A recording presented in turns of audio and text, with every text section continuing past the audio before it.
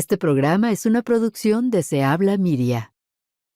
Hola, ¿qué tal amigos y amigas? Buenos días, buenas tardes, buenas noches. Les cuento que mi nombre es Jaime Méndez y en este país he cortado pasto, limpiado platos, entregado pizzas, trabajado en fábricas, he enseñado inglés, he sido traductor, he sido profesor también, bueno, maestro de cositas y también he trabajado como periodista por allá a ratos.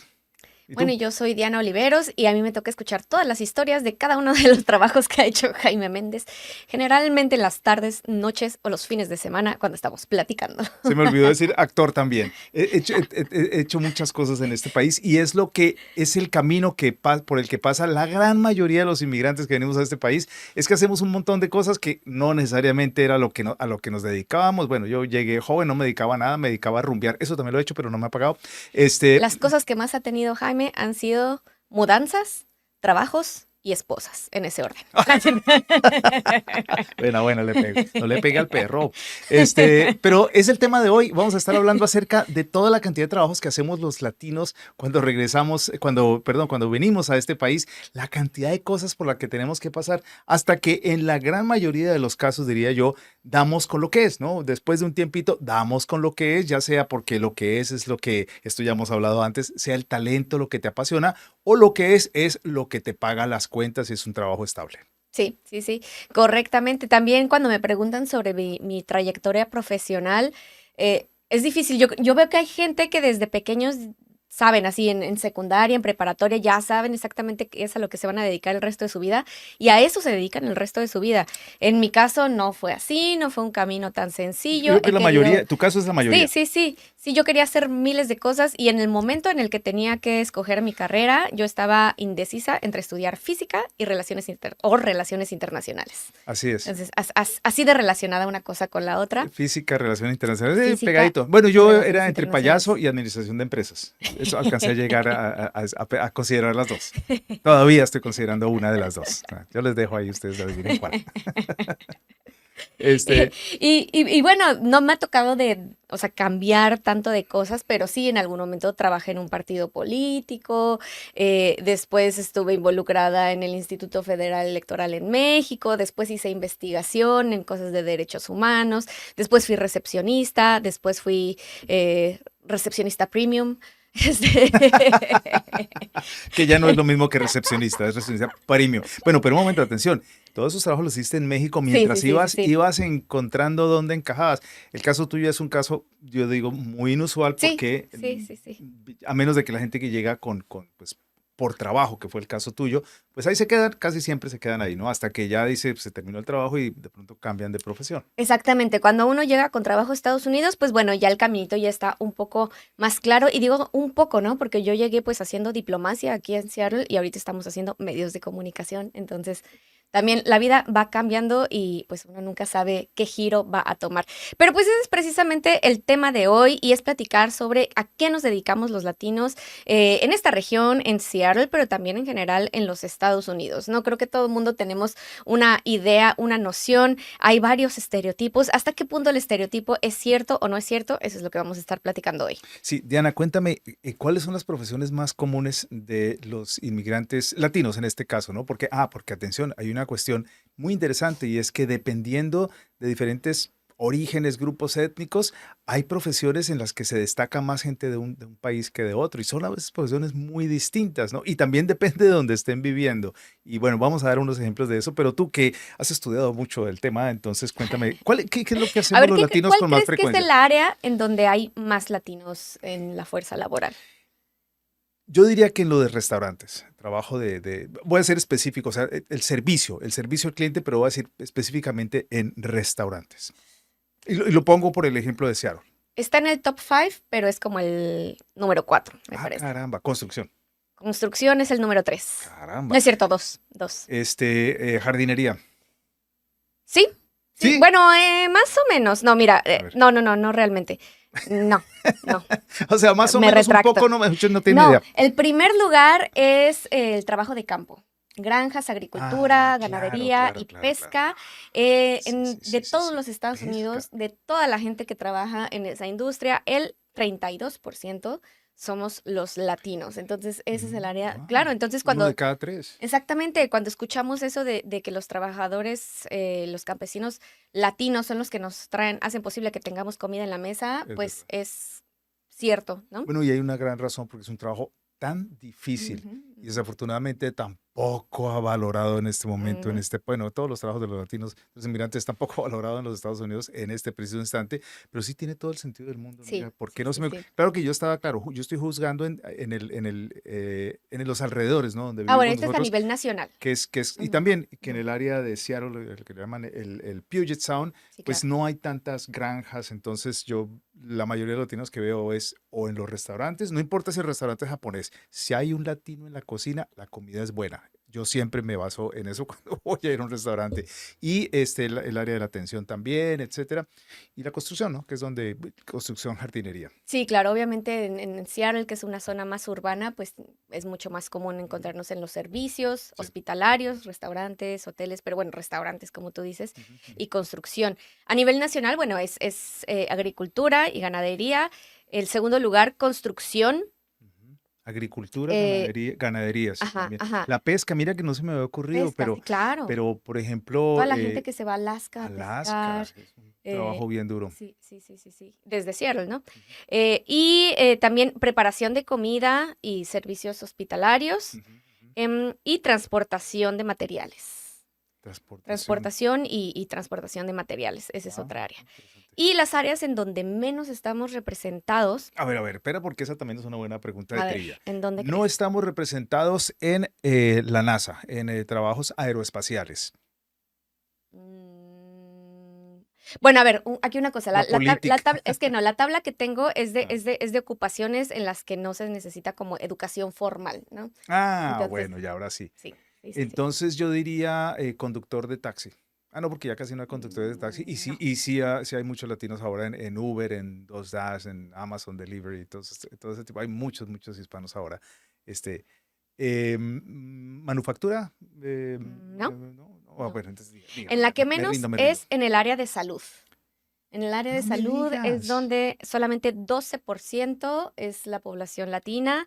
Antes que eso Ah, está computación y matemáticas, porque claro, hay mucha gente que no hace una licenciatura o un grado formalmente de computación o de matemáticas, pero que lo va aprendiendo poco a poco ujú. y entran a trabajar en esos trabajos por su conocimiento y no necesariamente por la universidad en la que Sí, estuvo, o oye, si fue incluso a la universidad, ¿no? mira qué interesante que me digas eso, porque justamente yo creo que un par de años para acá, no, yo creo que un poquito más de un par de años para acá, pero no muchos, 3 o 4 tal vez, se ha ido promocionando cada vez más los trabajos de la enfermería en Ujú, hospitales, no necesariamente doctores, pero estamos hablando no de profesiones de largo plazo, como ujú, doctores o doctoras, pero sí la enfermería. Y me he dado cuenta también que cada vez, y me doy cuenta porque la gente ujú, cuando me escribe con temas de salud, a veces son enfermeras, especialmente mujeres en ujú, esa profesión, enfermeras latinas, y ujú. creo que hay cada vez más de eso.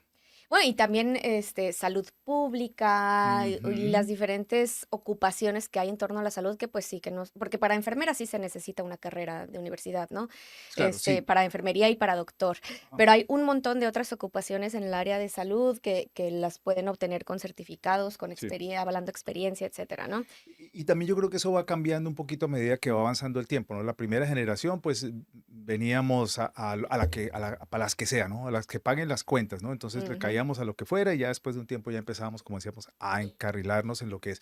Pero ya la segunda generación tiene esa opción de estudiar o de irse por la profesión que quiera escoger, porque ya nacieron acá o están muy pequeñitos, pero hicieron toda su formación académica y ahí nos dicen, no, yo sí, yo quiero ser, no sé, ingeniero, yo quiero ser algo que tenga que ver con manufactura, industria, salud, en fin, educación, también vemos ahora cada vez más ujú, maestros ujú. y hasta políticos latinos estamos empezando a meterle la Sí, ficha. sí, sí, sí. Y sobre todo aquí en Washington, ¿no? Donde la Mm, población latina ha crecido a un nivel más rápido que a lo mejor en otras regiones de Estados Unidos. ujú, Pero eso también lleva mucho estos cambios de cómo, dependiendo del tiempo que llevamos aquí como comunidad o como un grupo de personas nacidas en ujú, otro país, sí, va cambiando nuestras ocupaciones con respecto a esto, ¿no? sí, Otra de las cosas que leía es que mucha de la gente que nació fuera de Estados Unidos y que llegamos acá, de esas aproximadamente la mitad son personas que ejercen alguna ocupación sin tener como el título universitario y que más bien son capacitadas a través de Entrenamiento, ser práctica. aprendiz, Ujú. Sí, prácticas, sí, algún sí, tipo de certificación, pero sí, no es exactamente ir a la universidad, ¿no? sí. Pero Que además no quiere decir que no sea tan bueno como el que fue a la universidad, puede ser mejor. y que además en Estados Unidos es algo súper Sí, común porque el sí. acceso a la universidad es una cuestión, digámoslo así, tan elitista y que se necesita tener tanto dinero o endeudarse para el resto de tu Ujú, vida para ujú. hacerlo, que a diferencia de otros países, sobre todo países desarrollados, el acceso a ese nivel de educación en Estados Unidos no es tan común, ¿no? Ujú. Entonces, hay mucha gente que le va súper bien, que tiene, o sea, hay mucha gente sin título universitario que gana mucho más que alguien con un título universitario, ¿no? Eso también es una realidad aquí en Estados Unidos. El otro día había un comediante, creo que lo hemos comentado por acá alguna vez, un comediante ya de la tercera edad, que no es muy normal ver a una persona, pero ya el señor sí se ve bastante viejo, creo que debe estar en sus ochentas o algo, muy chistoso el tipo. Y estaba ahí en su rutina de comedia y llega y dice, estoy muy contento, estoy celebrando porque por fin terminé de pagar mis préstamos estudiantiles. A sus tiernos A 81 años. sus- No, porque de verdad que es una endeudada por el resto, es una cadena perpetua esa vaina, es horrible. Sí, sí, sí. Y claro, o sea, no estamos diciendo que no hay que ir a la universidad o al colegio.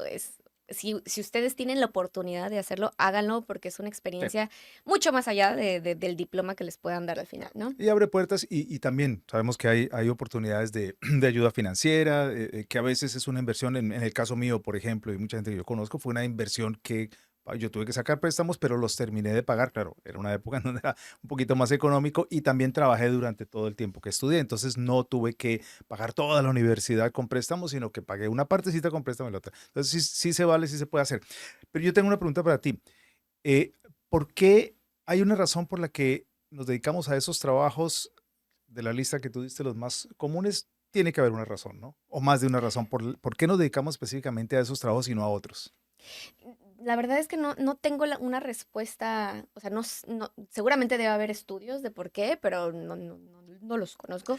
Pero sí podría imaginarme Ujú, que muchos de esos empleos no necesitas una licencia para poder hacerlos, ¿no?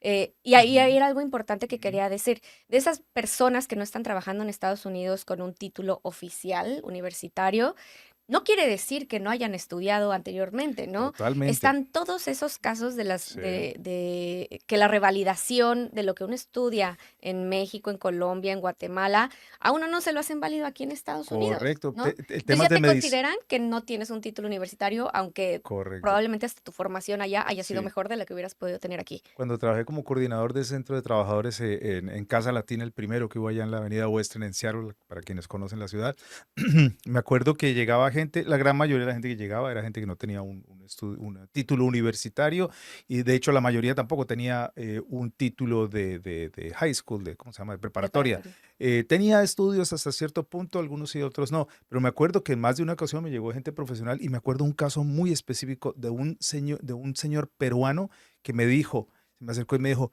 yo soy cirujano neurólogo en Perú y estaba esperando trabajo ahí de lo que fuera. No recuerdo cuál fue su circunstancia, pero él, cuando me dijo eso me quedé pensando y dije, esta persona, o sea, primero que todo, ¿por qué está aquí? ¿No? Porque Sí, ahí sí, los sí, trabajos sí. ahí eran trabajos así de lo que fuera, de construcción, de jardinería, pero no estoy hablando de construcción de gente con conocimiento de construcción ni con conocimiento de jardinería, simplemente para que fuera y mover hiciera el trabajo de labor, que eso no Ujú, necesita ujú, pensar mucho, ujú, pero sí, lo que dices es ujú. cierto, hay gente que tiene títulos de muchas cosas. Mi teoría, y va con lo tuyo, yo creo que es más que una teoría, es simplemente pues, más como una experiencia de los trabajos que hacemos nosotros acá. Son varias razones. Una, son trabajos al que podemos hacer sin necesidad de conocer el idioma, para empezar por ahí, porque la gente que recién llega, pues obviamente, entonces, para hacer ciertos trabajos no tienes que aprendas y que te lo digan. La otra es trabajar especialmente físicamente con cosas muy exigentes que lo podemos hacer, estamos dispuestos a hacerlo. Y la otra, lastimosamente la otra, es que vamos a aceptar menos salario que los de acá. Sí, Entonces, sí, por eso nos dan esos trabajos. Yo pienso que sí. esas tres características son las que hacen que trabajemos en el campo, que trabajemos en la jardinería, en el tema de la construcción, etcétera. Ya especialmente en los empleos de entrada, ¿no? Los básicos, lo que dice el entry level. Ya después, cuando las cosas se ponen un poquito más técnicas y más esto, pues ya seguramente le dan los trabajos. Por ejemplo, me acuerdo cuando yo trabajé, uno de mis primeros trabajos fue en una fábrica, yo vivía en la ciudad de Nueva York, una fábrica muy sucia, con unas condiciones de trabajo terribles, inseguras, en fin. Este, y allí todos los que estábamos en el trabajo más raso, más bajo, éramos los recién llegados o la gente que tenía muy poca educación. Yo por fortuna ya tenía para ese momento yo tenía mi preparatoria, ¿no? Y de hecho había empezado un poquito la universidad, y sabía un poquito de inglés, pero como yo acababa de llegar, entonces me pusieron ahí. Alcancé a subir un escaloncito como ni siquiera supervisor, pero era por debajo simplemente porque hablaba mejor el inglés. Pero de ahí para arriba todos eran los de acá. Ellos ganaban mejor, trabajaban menos y sus condiciones de trabajo eran diferentes a las de los demás. Y yo creo de esos 3 factores que mencionas, yo creo que el tercero es el más importante, ¿no? Ujú. La explotación, para Sí, decirlo, llanamente, porque una de las realidades es que dentro de este mundo de las profesiones o de las ocupaciones que no, en la que nos ubicamos, en las que no tenemos un título universitario, pues hay diferentes, niveles de pago, ¿no? Obviamente sí, no se paga igual, desafortunadamente, a los trabajadores agrícolas como se le paga a alguien que trabaja en computación y matemáticas. Y sin embargo, a las dos puedes acceder sin tener sí, un título universitario. sí, Pero en las ocupaciones donde se paga menos, ahí es donde más estamos los latinos sí. representados, ¿no? Por Entonces yo eso, creo que tiene que ver con eso, ¿no? sí, Las amenazas, o sea, como que es comúnmente sabido que ante amenazas, opresiones de los empleadores, uno no se queja, uno no pide el aumento, esa es la otra. uno no pide más protecciones para que no nos vayamos a Exacto, accidentar. eso iba a decir. eh, y bueno, Además que son también, trabajos generalmente que son muy arriesgados, ¿no? sí, sí. Son trabajos, por ejemplo, el de la agricultura, uno diría, no, ¿qué riesgo tiene? Tiene muchos riesgos. Ush, Uno se puede lastimar trabajando en agricultura y los quedar de pesticidas a por los que vida están y los expuestos, el pesticidas. calor. Claro, Sí, sí, calor sí, y el sí. frío. Sí, sí. Las condiciones de trabajo son siempre más difíciles. Sí, y que nosotros no nos quejamos, es cierto. Ahora, por otro lado, Así que quéjense, quéjense, por favor. sí, por eso me gusta tanto lo que hacen organizaciones como, por ejemplo, Casa Latina, la Ujú. vuelvo a mencionar hoy, que dice, bueno, pues sí, son trabajos duros que hacen muchos inmigrantes, pero eso no quiere decir que les vayan a pagar menos. De hecho, Casa Latina, este, al trabajo, los mismos trabajadores escogen cuál es el salario que quieren ellos, que quieren recibir, y obviamente se están basando en el promedio de los salarios que le pagan a todo el mundo, no solamente a los inmigrantes, ¿no? Ahí no hay. Ahora, si los contratan o no los contratan, ya ellos pues verán, ¿no? Pero no se dejan, ¿eh? Y eso, como esto, si usted no está viendo en otra parte que no sea el área de Seattle, el estado de Washington, seguramente que hay también organizaciones como Chirla, por ejemplo, en California, en Los Ángeles, y muchas otras en otras partes del mundo de Estados Unidos, que hacen exactamente eso. El hecho de que seamos trabajadores inmigrantes no quiere decir que nos van a pagar menos. Sí, sí, sí. Vamos a trabajar muy bien, pero no por menos. Sí, sí, sí. Pero la realidad es que sí nos pagan menos, ¿no? Exacto. El caso de la agricultura, por ejemplo, a nivel nacional, en la mayoría de las industrias se pagan horas extras, ¿no? Pues en la agricultura no, No. no se pagan a nivel Y nacional, no el hay salario mínimo regulación, es menos. es menos y el Sí, salario mínimo es menor. Y sí, eso tiene que ver con, pues, en su inicio con el racismo, y bueno, sigue siendo una cuestión racista, ¿no? sí, Porque cuando se establecieron estas regulaciones y estos estándares, la población que ocupaba la labor agrícola en ese momento era la población afroamericana. sí, Y simplemente los dejaron fuera por ser afroamericanos, ¿no? cierto. Ahorita que son los latinos, en la gran mayoría de los estados en Estados Unidos, también están fuera de este derecho a recibir pues un salario si trabajan horas extras. Me parece que en Washington eso está cambiando. Es que no quiero decir algo falso, pero ha habido intentos y legislación para que eso cambie y que cambie gradualmente y la gente pueda recibir un pago por horas extras. Sí, y debería ser así porque especialmente con ese tipo de trabajos que es más difícil, ¿no? Dice uno, bueno, ¿y por qué a los otros les pagan más y a los que trabajan en el campo les pagan menos?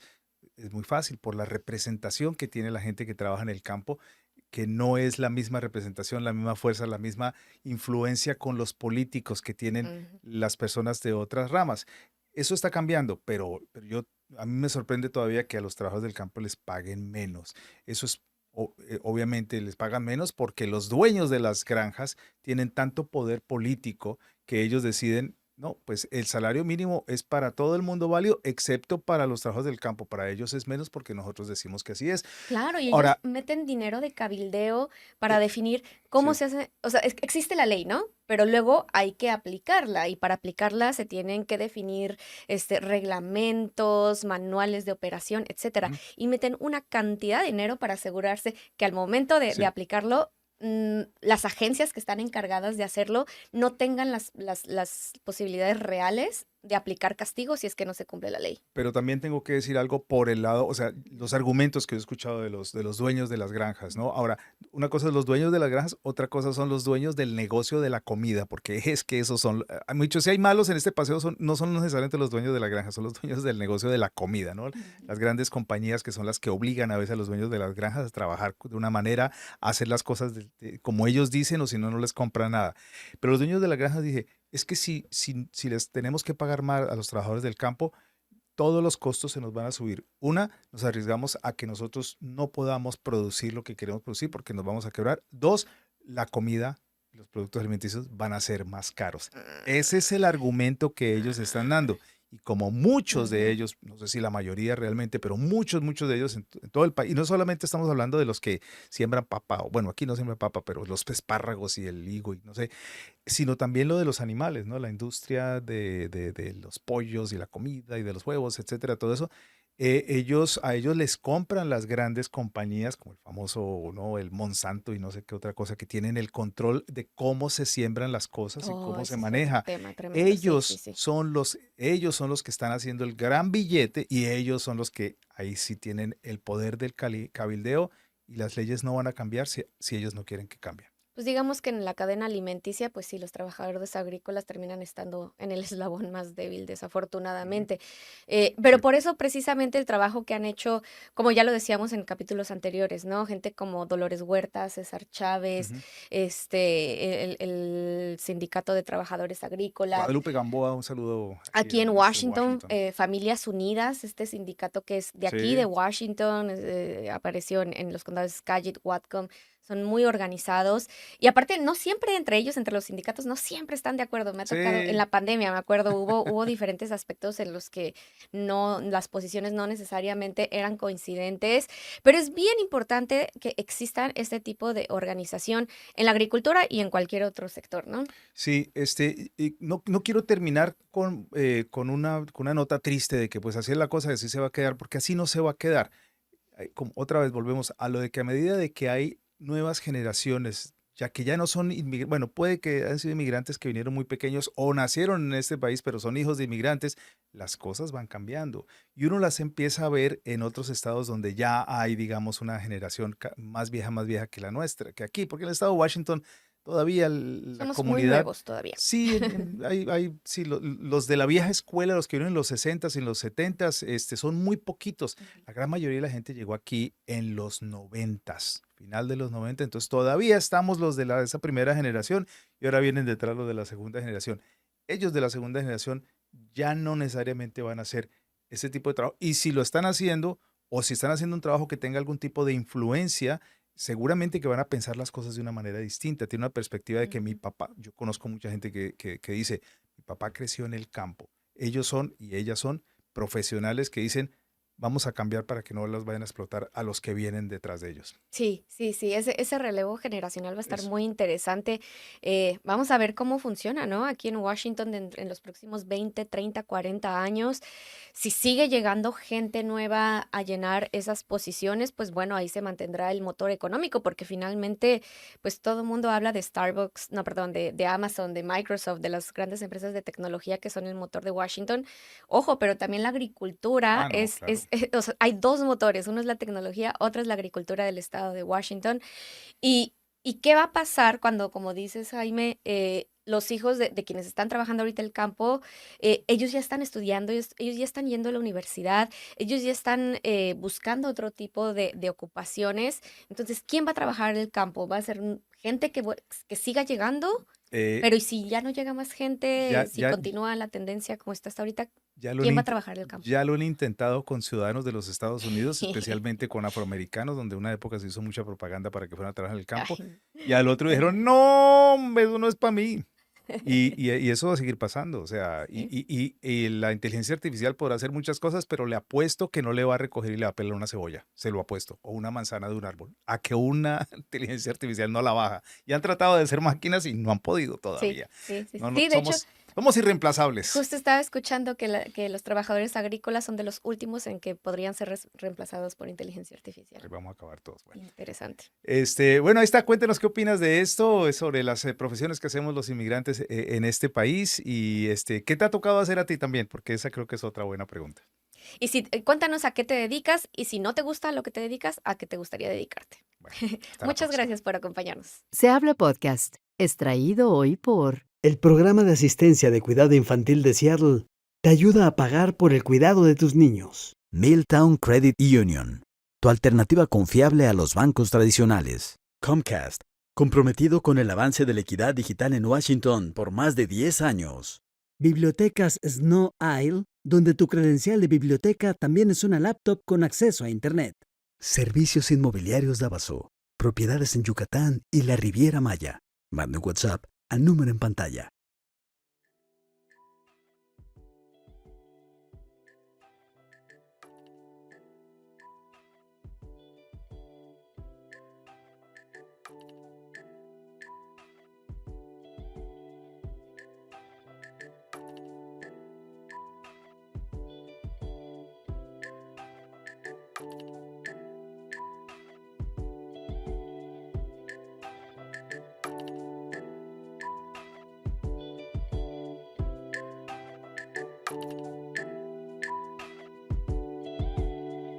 Todos los derechos reservados. Gracias y hasta un próximo episodio.